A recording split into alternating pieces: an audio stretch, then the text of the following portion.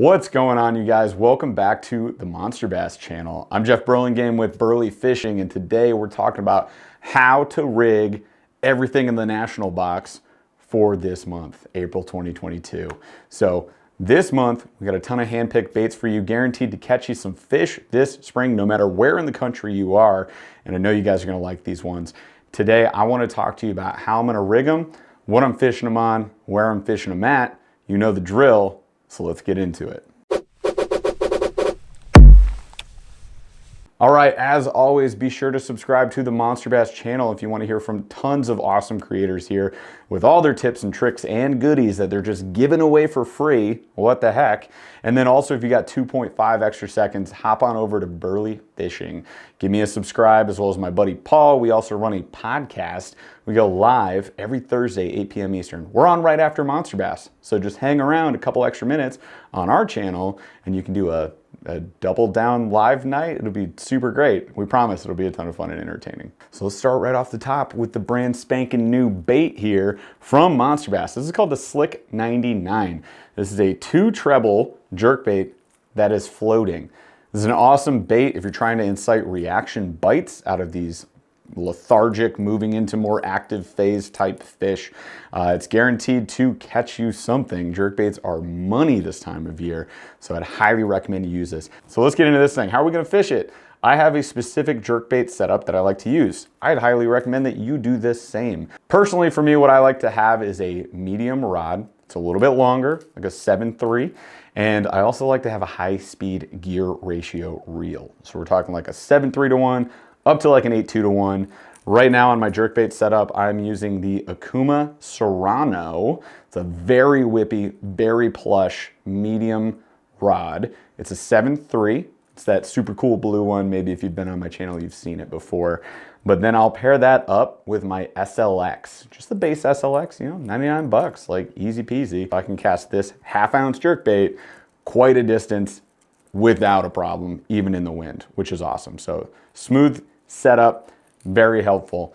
And because it's that 8.2 to 1 gear ratio, I can work this thing however I want. I can work it slow, but I can also burn this thing over cover. I can give it big pops versus twitches, and I can catch up that line really fast with that reel. So that's just kind of my preference. On my line, I'm going 20-pound braid to 10-pound fluoro, and I go a pretty decently long leader, 6 to 9 feet, depending on the day.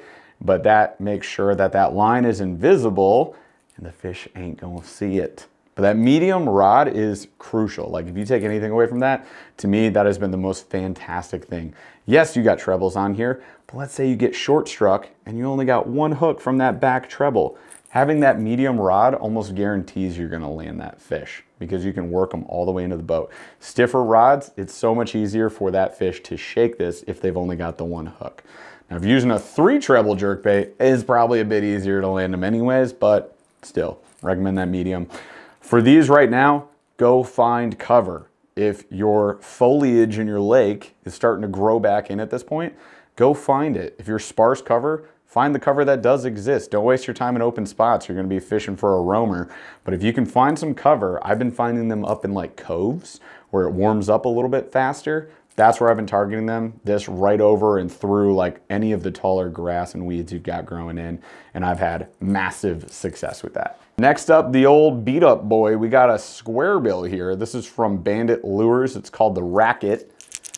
It makes a bit of a racket. And it also has this wide, flat lip there. So it's gonna be a pretty crazy wobble, like very aggressive action. It's got sound to it. It's got decent trebles on here. I love these like wide gap style.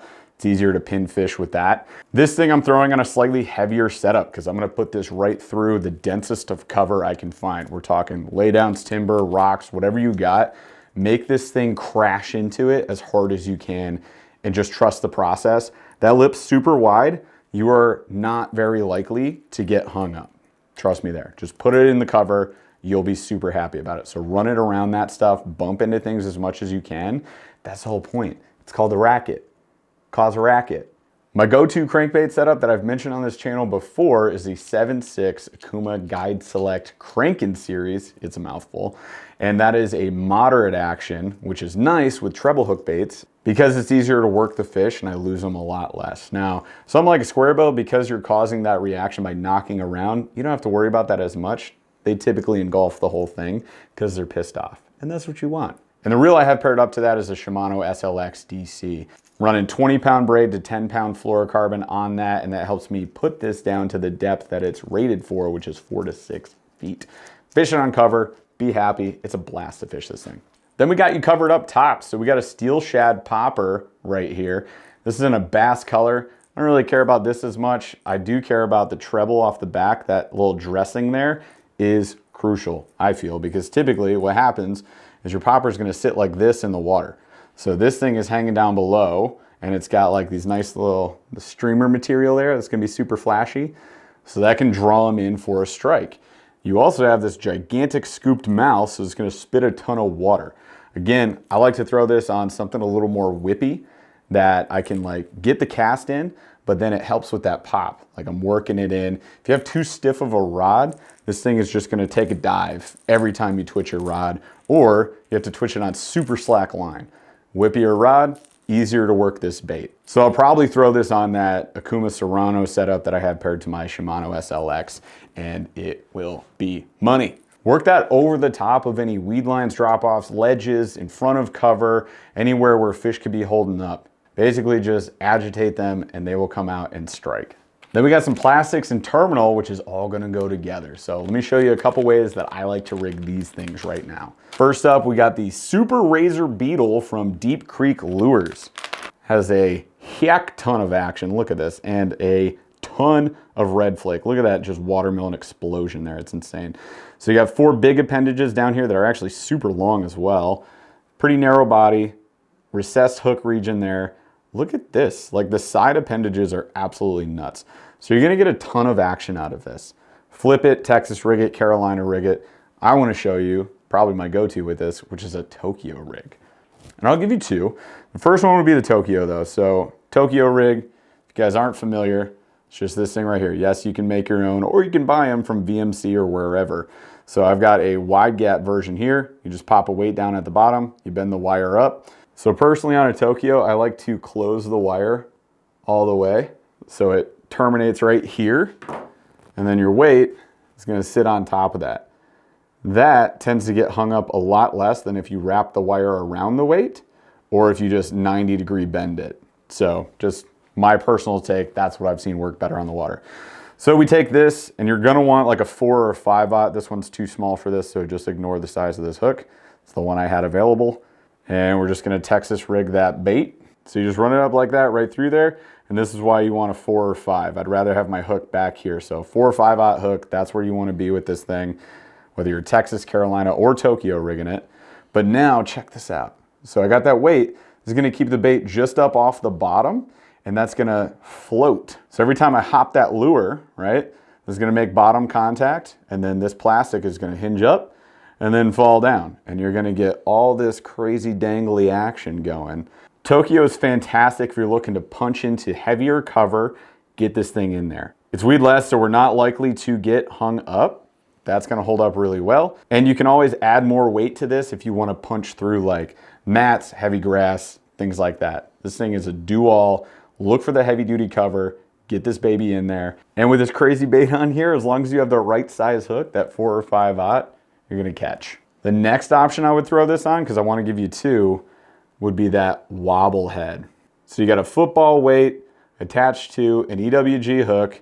You take this baby here. Now I'm rigging it with the red facing up. You guys tell me in the comments if I'm a dum-dum. I don't care, that's fine. I'm an adult, I can handle it. But that's how I like to run it, especially with this being an on the bottom contact kind of lure. So we're gonna rig this up again, 4 or 5/0.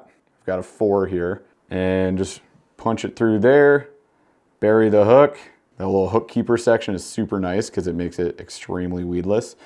And there you go. So all you're gonna do is bomb this thing out there, and you're gonna drag it through all the cover you can find. Just run this over everything. And these little appendages, they're gonna be doing this over all that cover. I guarantee as you're knocking around, you're going to incite a fish and they're gonna come strike this thing. That's an awesome way to rig it. Last up, we've got these babies here. So these are the Boar Hogs from Z-Man. They hold up forever. They've got great action. They're super buoyant. So if you're Texas rigging or Carolina rigging, this is fantastic. In the spring, a very slow dead fall is awesome for getting fish to bite.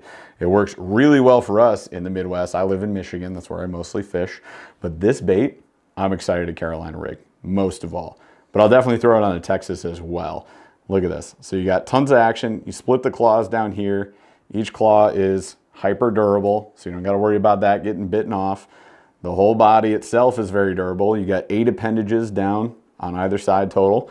And it's a Bama bug that I got. So purple and green flake, very flashy up top, and green pumpkin on the bottom. So a little split colorway there. So take this, rig it on a bigger hook, 4 or 5/0. Check this out. Got a 5 right here, which pairs up size-wise to this thing pretty perfectly. So we're gonna do the same old thing. Run that bait up the hook and punch it through near the bottom. And there you go, Bob's your uncle. Look at that. Hook I like in this position. I think it's in a good spot. You got the claws hanging off the back. Much less likely to have a fish miss the hook with this. They're gonna engulf this bait. You're good to go. And it's fairly weedless. So I can get this through decent cover. At this point, the options are up to you. Texas rig it. Just throw a nice little monster bass tungsten there just above your hook and you're good to go. So thread this on the line, tie on your hook. There you go. What'll help is if you're going through grass, we also included in this national box the Monster Bass bobber stoppers, or pegs, whatever you want to call them. These little rubber things. You just slide your line right through this little loop, and then you slide that bobber stop up your line. So this goes on first, then your weight, then your hook, and you slide this peg all the way down to the weight. So that keeps the weight pinned to the hook so you can get through grass cover a lot easier. If you're out in the open, if you're around rock, I would say don't use this and just let that weight fall, and then it's gonna have your bait essentially weightless, right? So the weight will fall first, and then that bait is gonna flutter down nice and slow, especially with a buoyant plastic like the Z-Man, very slow fall. And that can be super deadly in the spring. Slow down, it helps so much. If you're like me though, you kinda wanna Carolina rig this thing, which means that bait will always be weightless at the end of a 2, 3, 4, 5 foot leader, however long you want to make this thing. I think like a 3 is kind of my go-to. And you're going to use around rock a barrel weight, something like that. Or again, if you're getting through grass cover or something, go with that bullet style weight or flipping weight like this. And what I like to do for the Carolinas is I'm going to split the line. So I'll have my main line be braid. I'm going to tie a barrel swivel just like that. Go for the premium stuff. They hold up a lot better. The cheap stuff, you get a big enough fish, it's gonna snap off. So nice premium barrel swivel, just like this one. Tie my main line to one end, and then I'm gonna run usually monofilament off the end of that because mono floats and stretches, less likely to snap off for me. And because it floats, it adds that slower fall, so it really helps out. So what I'll do is I'll throw my weight. And actually I like to throw a bead, especially a red one, which with these flipping weights will sit right in the bottom perfectly like that. I'll throw that above that swivel. So it looks kind of like that thing. And then run that monofilament leader down to this bad boy right here. Length of that leader is really up to you. It depends on how slow you want this baby to fall. They also sell pre-rigged Carolina rigs, which are never a bad idea. I know Strike King has a ton of them. And you can also use brass weights instead of, you know, the chip-proof ones from Monster Bass, for example. But regardless of that, it's mainly about this thing right here. So this is the showcase. This is what we focus on. Put it on the end of a 2-foot plus leader, and you're gonna catch something. And what I like to do with that, 2 techniques. 1, lift up that weight and let it fall and just work it back to the boat. So I'll bomb a cast out as far as I can so I can cover as much ground as I can. And I'll lift it up, let it drop, lift it up, let it drop. I love doing this along ledges, weed lines, around structure, anything like that. Docks, especially once they start putting docks back in. Ours are not in yet in Michigan, but they start putting them in, fish start congregating around them. Carolina can go a long way, especially a lighter weight one. And then the other technique I like to use is a little scoot. So I'll bomb it out there as far as I can again. I'll scoot that weight, so drag my rod tip 4 feet to my left, whichever way the line is, right? Away from the line. And then I'll catch up on the slack, work my way back, and do the same thing. It's a very slow, deliberate process, but this thing is floating the whole time. So as you're doing that, it's just doing this, like mid-water column, kind of moving, undulating in the water a little bit, and that's definitely gonna draw in some strikes. On these two babies right here, what I love to throw these on is a heavier rod. So you get into heavier weights, you get into punching heavy cover, dragging around cover like this, I'm going for a heavy rod. So medium heavy, you might be able to get away with. I'd probably just go heavy. So for me, it'd be like a jig, Texas, Carolina specific type rod. The one I use the most for that would be the Tournament Concept from Akuma, and that is a heavy 7.3, and I pair it up with a Akuma Komodo SS reel, which is just a reel with a lot of drag capability, so I can winch them out of heavy cover if I need to. You really need to focus on that. My SLX probably couldn't get it done. So it's nice to have that heavier duty reel on you to knock that out. And with these, I'm going with that heavier braid. So, you know, heavy rod, like 50-pound braid, basically. And then I'll go down to like a 20-pound fluoro if I want to make it less visible. It gets the job done. My go-to Carolina setup is actually a spinning rig. So the spinning rig I throw this on right now is a medium heavy Akuma Ceros. It's 7 foot. And the reel I'm using right now is a 2500 size 13 fishing Kalon A. I love that size for this. The handle is a lot bigger. It's built to handle this type of weight, and it's got a lot more drag power to it. So I can use up to a 1 ounce weight on this setup and bomb cast out there my Carolinas and not be worried about snapping the rod or not being able to get that fish in, horse it in with my reel. On that spinning reel, I've got 30-pound braid, which then I'll pair up to 15-pound mono usually, which is tied off to that barrel swivel. So there you go. That is the entire National box, how I'd rig it, what I'd fish it on, where I'd fish it at. Hopefully this was helpful for you guys. If it was, be sure to subscribe to the Monster Bass channel. Go check out Burley Fishing. I'd appreciate you if you did. And hang out with both Monster Bass and us every Thursday from 7 p.m. Eastern to whenever we finish. We go on live at 8, so we'd love to see you there and talk to you in chat. That's all I got for you guys. So get out there, go fish, and enjoy the great outdoors. We'll see you on the next video.